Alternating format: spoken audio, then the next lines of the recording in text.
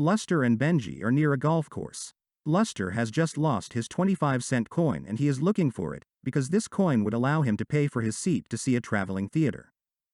Luster is 17 and Benji is 33. Benji hangs on a nail on the fence. It reminds him of his childhood when he had clung to it the same way and when Caddy was still home. His memories make him cry. He remembers going to wait for Caddy at the gate when he got home from school. Many times there is an element or word from Luster that makes Benji think back to his past. As Luster approaches the creek, Benji thinks back to the day his sister Caddy, who was 7, and brother Quentin wet their clothes in the creek.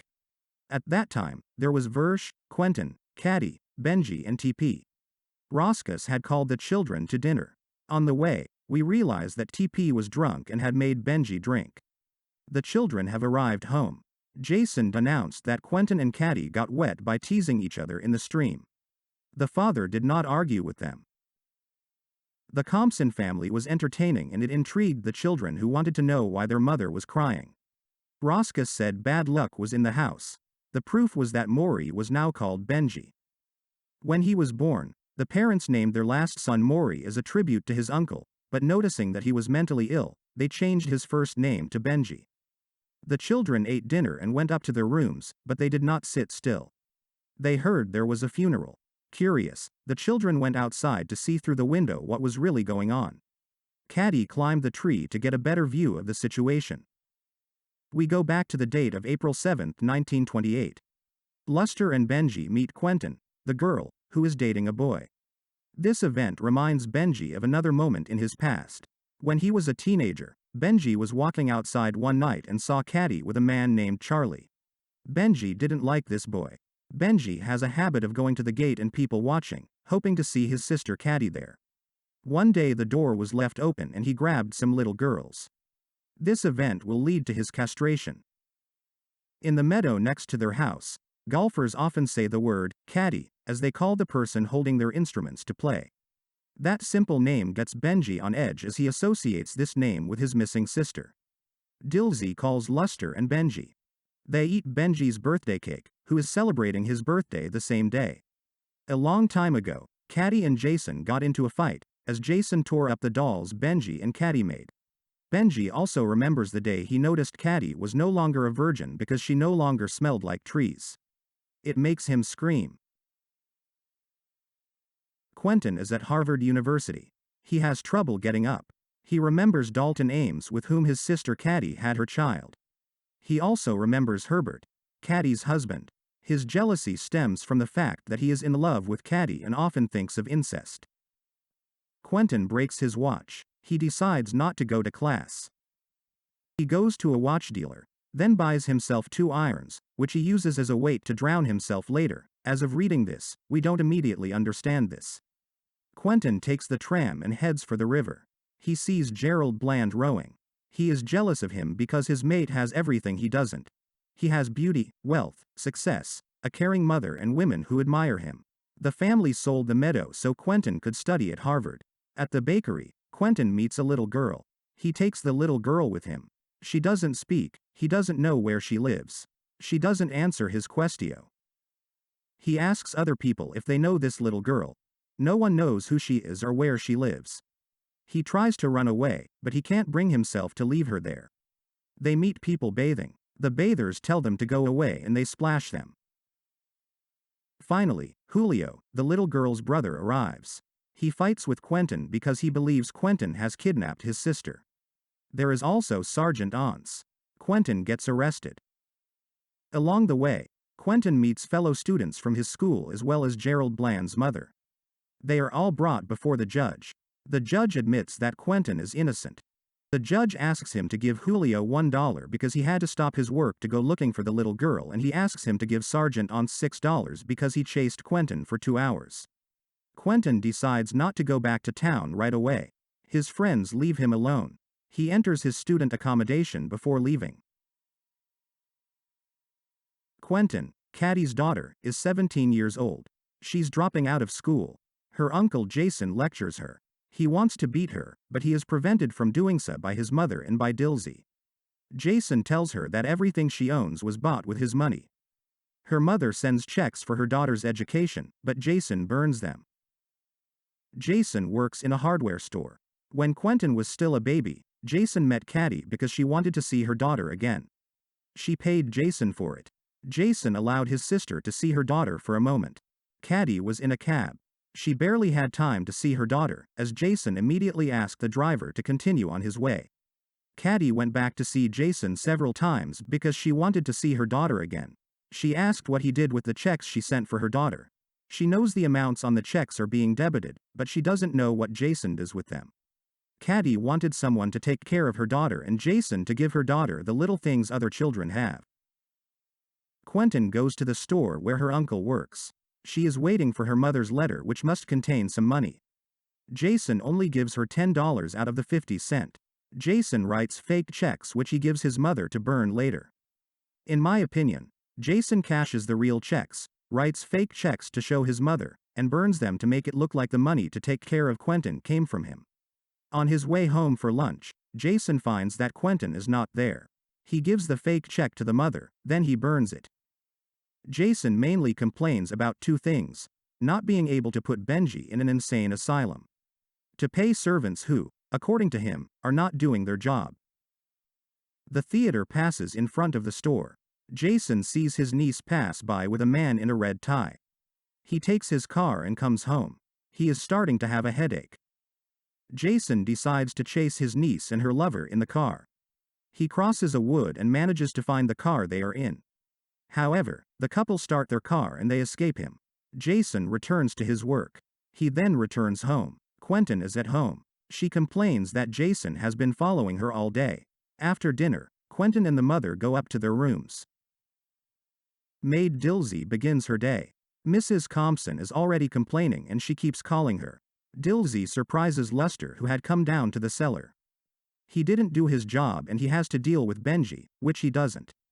Dilsey surprises Lester again coming up from the cellar.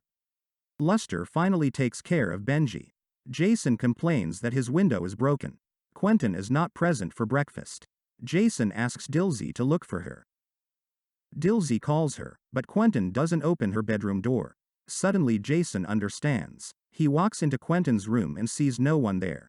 He goes into his room to find a box in which to deposit his money. The box is empty. He calls the sheriff to tell him it was stolen. Dilsey, Lester, Benji and Frony go to mass for an Easter service at church. Back home, Madame Compson informs them that Jason is not back.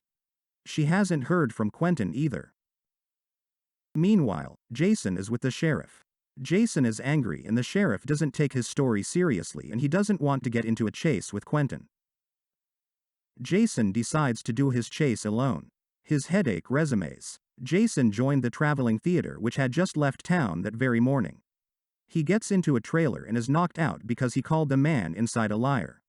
Another man tells him that the people Jason is looking for are no longer here because he fired them both. Jason pays someone to take him to Jefferson. Lester takes care of Benji, who can't stop screaming. TP is not there to drive the cart to the cemetery. Lester offers to drive the cart and take Benji there. Lester takes a left of the monument which is in a square instead of to the right. That makes Benji scream. Jason leaves his store and is forced to make the mare take the gallop to restore calm. We have a novel which is divided into 4 parts. In the first 3 parts, it is difficult to follow the story. In the first part, we have an idiot who goes from one subject to another completely different and who understands the world only thanks to his feeling. In the second part, we have a depressive who is seriously affected because his thoughts are disjointed. The third part is told by someone who is difficult to understand because their anger and the headaches that result from it make their thoughts unclear. However, this third part is the one we understand better compared to the previous 2. The fourth part, meanwhile, is told by an external narrator. This is the clearest of the 4 parts. This is the only part that is not biased by the thoughts and personalities of the characters. We see the situation as it really is. Quentin and Benji have one thing in common, because they only live off their past. Their present is of no use to them. The present is only there to make them suffer, to remind them of the one that is no longer there, the one they lost. To find Caddy, the only thing to do is to remember the moments spent with her. Thanks to a smell, a sight or a word for Benji and intrusive memories for Quentin. They are beings who would like to stop time. First, Quentin tore off the hands of the watch, but they keep ticking anyway. Second, Quentin commits suicide after Caddy's marriage. Thus, he will not be confronted with his sister's new condition anymore and he will stop time at the moment when she did not yet have a husband. Quentin and Benji are both victims of the passing of time and separate them more and more from their pasts. They don't even talk about the future, they don't even think about it. Unlike them, Jason is someone who lives in the present. He doesn't have obsessive thoughts about his past. He sometimes thinks of how lucky his brother Quentin was to get an education which he didn't get, but he's still someone who thinks mostly about the present. In this, he reminds one of Dilsey who also lives in the present and doesn't worry about the future and doesn't dwell on her past.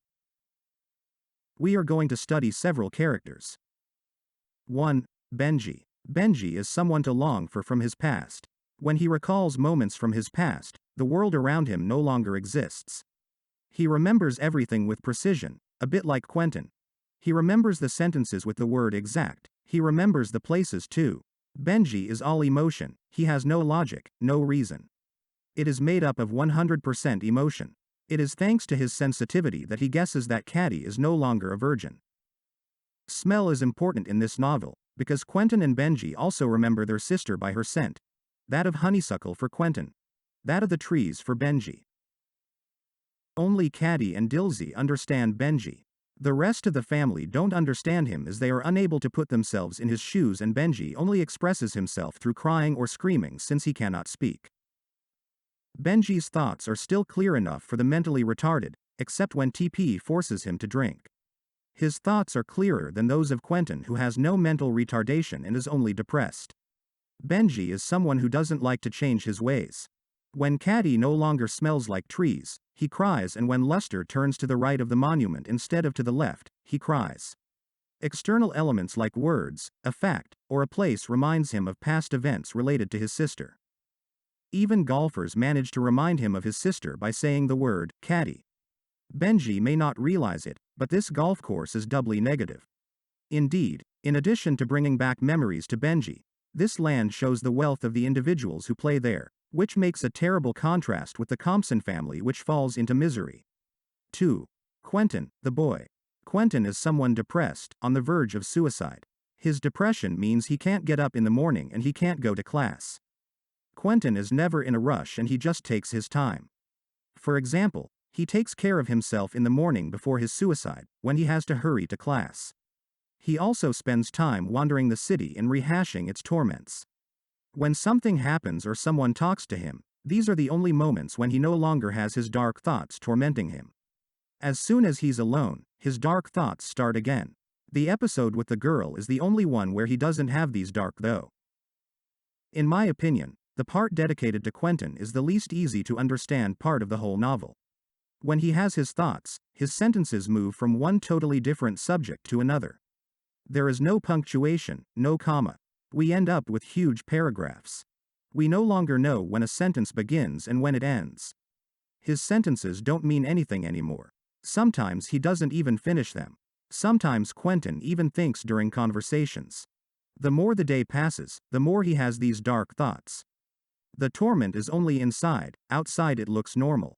For example, Quentin hides the fact that he wants to kill himself. He buys 2 irons but says they are shoes.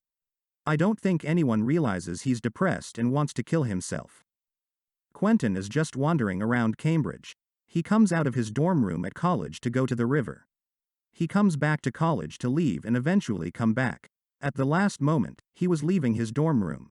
He does all his back and forth trips in one day. He walks or takes the train. It often returns to the same places, for example at the river where people bathe and water it. Finally at the end of the day, he ends up throwing himself in the river. Why is Quentin taking his suitcase to kill himself? 3. Jason. Jason is the one who has the clearest ideas of the 3 characters. He holds a grudge because he was not given the job at the bank that Herbert promised him. Quentin, him, had the right to studies and not him. He is forced to work in a hardware store where he is not well, because he feels that it is out of place. He is the only working person of the Compson family. He purposely pretends that he is the only one financially looking after his mother, Benji, Quentin, the daughter, himself and the servants, Dilsey and Luster. The only person who finds favor in Jason's eyes is Lorraine. 4. The father. The father is often absent. In 3 of the 4 parts of the novel he died. People remember him, but not so much either. He always cedes everything to his wife.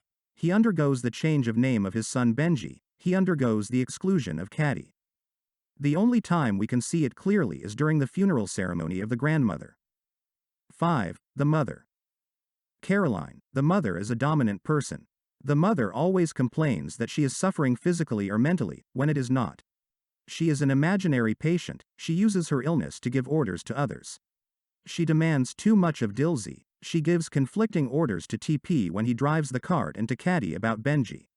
The only son she adores is Benji. In return, Jason likes her too. She has no authority over these children, she lets them do everything. Maybe if she had raised Caddy and her granddaughter Quentin better, maybe they wouldn't have followed unsavory boys. You never see the mother looking after her children. Dilsey gives them food, she puts them to bed. She's watching Benji too. She's also the one who takes care of Quentin, the girl, and wants to protect her from Jason's wrath. 6. Caddy. Caddy had Dalton Ames as a lover. When she is pregnant, she goes with her mother to French Lick to find a husband. She will marry Herbert Head on April 25, 1910. Quentin committed suicide on June 2, 1910. He committed suicide at Harvard because he was jealous of his sister's husband and lover.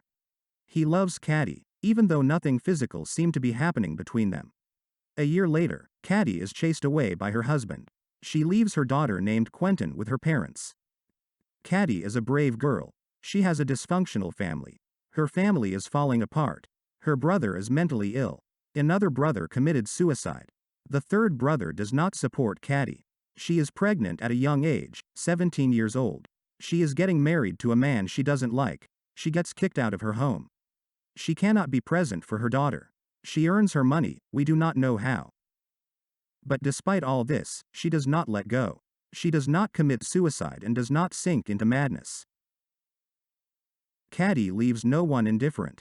She has lovers, 2 of her brothers are in love with her, her father lets her do everything. On the other hand, she never speaks. None of the parts are dedicated to her. We know what her brothers say about her in their respective parts of the novel.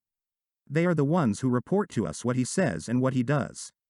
Caddy is doubly inaccessible. She is not here because either she got married, part 2, or because she is repudiated, parts 1, 3 and 4. She is also inaccessible, because she is not there and we do not read her thoughts, her actions and her words are only reported to us. She is never there and yet she is the most important character in history. She influences all the lives of family members. She also unwittingly influences her daughter who is the mother's copy. 7. Quentin, the girl.